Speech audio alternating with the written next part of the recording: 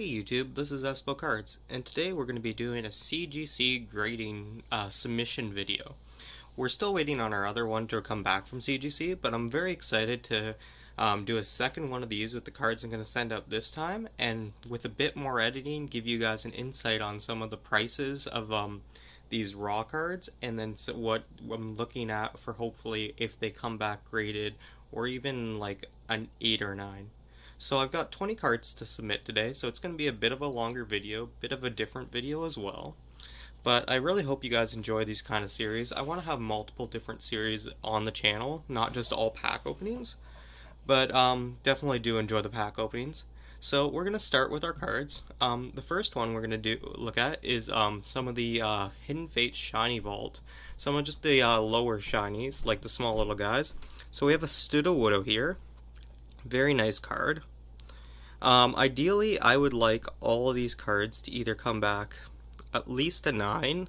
I've looked them over for the most part, and I haven't really seen anything that detracts from them other than centering for the most part on them. This one is a bit heavy here on the top, as you can probably see, so I definitely see this one probably getting the 9. So that's our first submission there. Then we have this Ralts. As you can tell, look at them. They're all just beautiful, beautiful cards. This Ralts as well is better on the centering. He might be a bit heavy on the bottom here, but overall very nice. Then we have our last of the baby shinies. We have the Alolan Vulpix. I really love the Vulpix Ninetales from Alola. Very good card. And overall, this one I think is actually the best shot out of 10 out of them all, just in terms of how it's presented. So my prediction on these two so far will be 9s. Vulpix I will hope for the 10 on. Now we're going to go into some Charizards, because it's not a submission without Charizard. So we got our first Charizard V here. Very nice card. Unfortunately seems a bit lighter on the left and bottom there. So I will put this in the 9 prediction pile, but you guys can check that out as well. And then when they come back, I will see how right I was. So we're just going to set that like that. Then we have a second Charizard V. Both of these we've pulled in our openings with Darkness Ablaze. Unfortunately as well, it does seem off on this right side here. So again, I'm going to put him in the 9 pile for what I would like to see. Then we're going to get into a Vivid Voltage Reverse Charizard. I really just want this one in my collection, truthfully. I'm not looking to get a specific grade on this one, I just would like it graded. Overall, I feel like this one's got a great shot. It's got pretty good centering, pretty good bottom, no surface damage, so hopefully we will put him for a hopeful 10. And again, these are just rough guesses. I am no way professional grader. This is just what I would like to see realistically. Then we have this Charizard GX from the Hidden Fates tin. I'm just sending a bunch of these guys in because they are just a pain to grade with how they come out of the Hidden Fates tin, and I'm just hoping one gets through. You usually get a lot in this case. You can see there's literally almost no border on this side, and then on this side there is a border. So I'm not really expecting any of these between the two submissions to come back a 10, but if they do, would be nice. I'm gonna be very reserved with guessing and put him at the 8. Then we have the actual Charizard GX out of the Hidden Fates set. Very cool card. Very nice holo. Again, I just want a lot of these for my personal collection, and all in all, again, just centering issue on this guy, so he'll go in the 9. Then we have our last Charizard from Hidden Fates, the tins. So again, this guy's got a bit more of the edge, unlike the last one. He's not looking too bad. Surface Like, you guys can't see anything on the top. But I am hoping this guy gets at least a 9. And then our last Charizard of the video is actually from the 2019 Pikachu, Pokemon the First Movie collector's box thing. We have this Charizard, the clone Charizard. Very nice holo on the card. It is off-centered on the left to right. I didn't pull any good centered cards, whether that be the Mewtwo or the Pikachu, out as well. So these cards are expensive if they're in a 10. Realistically, though, this one won't be. But I'm still at least hoping for a 9. And then from our Eevee box we opened, or Eevee tin, sorry, we have EVV. Eevees are very kind of sought after right now, so I just thought I'd send in this guy. Because who doesn't love a good evolution?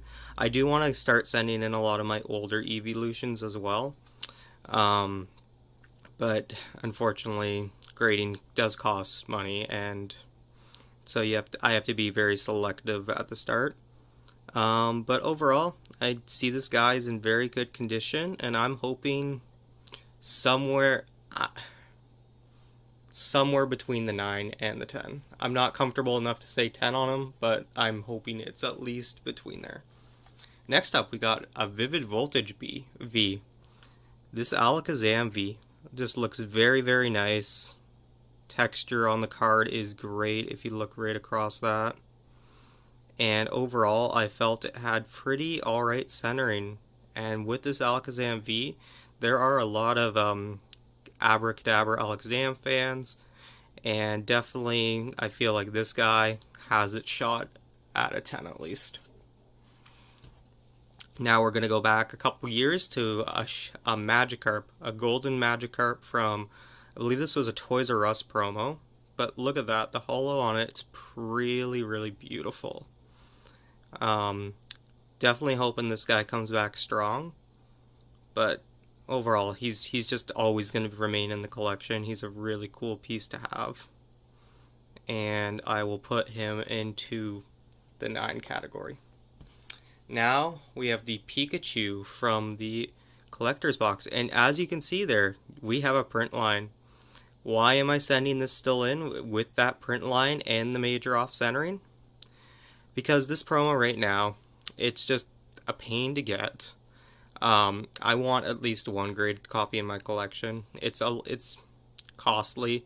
I'm not looking for this thing to come back the fancy 10, but I am still going to send this in. But I am honestly going to say this is probably, with that print line right there that you guys are seeing, it's probably going to come back at least even a 6 or a 7, but I would just like it in my collection itself. It's got very unique art. You got the 3 starters, and this is more of just a personal piece here. So we're going to put that way over there in the 6 to 7 grade category, which I'm pretty sure that's going to be the only one, because ideally you don't want to send in cards that aren't going to get good grades. But here we have a Stonejourner V that we pulled in our Sword and Shield booster box. Very cool, very, very cool foiling. I felt that this and one of the other cards that you're going to see next were very well centered, very well on the surface, and honestly, this one I'm just hoping for a solid 10 on the secret rare. And then the other one that I was amazed with was actually this golden metal saucer. I still am to this day. I am actually going to get subgrades on this guy as well, just because I feel like it is a perfect card. I do not feel like there is anything wrong with it. And maybe that's just me being biased as I pulled it, but I'm sticking with that, and I really hope that guy gets a 10. That would be a really cool pull for the channel. Next up we have Jesse and James from Hidden Fates. Very unique artwork. I really enjoy the artwork. We got Jesse, James, Meowth, and Wobbuffet. Feel like this is a very underrated trainer, to be honest, from Hidden Fates. That and actually Giovanni's Exile I feel are very underrated. It is off on the left to right. but I am still hoping it can at least get an 8 or a 9. So we'll put it in the 8 pile. We have our Alistair from Vivid Voltage next. This was the first Alistair we pulled. The second one didn't have as great centering, but overall I feel that this one's pretty well centered. It's a secret rare. So I am actually hoping for rate up a solid 10 on that guy. Be a very nice card to see. And now we have two more cards. We have our Moltres, Zapdos, and Articuno from Hidden Fates. This one was pulled way before I started doing YouTube. I meant to send this out in my last submission, I just didn't have room. And overall, I feel like the card looks really, really great. Not much to say about it, just would like this one for a personal collection. And I'm hoping as well that this one hopefully will get a 10. And then last but not least, from the Shiny Vault, we have the Greninja that we pulled in one of our videos early on in Hidden Fates. This one is off-centered, but it is a Shiny Vault card, so I am going to send it in. It's not off-center by much, it's just the top left-hand side. This left-hand side is a bit smaller than the right-hand side. Overall, you guys looking at the surface, you guys can see that it's pretty perfect there. So I'm hoping for at least a 9 on that one. And that is today's video for our CGC grading submission. Again, I will have all the prices for the raw cards and their graded values in both the 9 and 10 counterparts, unless I stated otherwise. And then I'll do a quick little recap, but thank you very much for watching, and I will see you guys in the next video.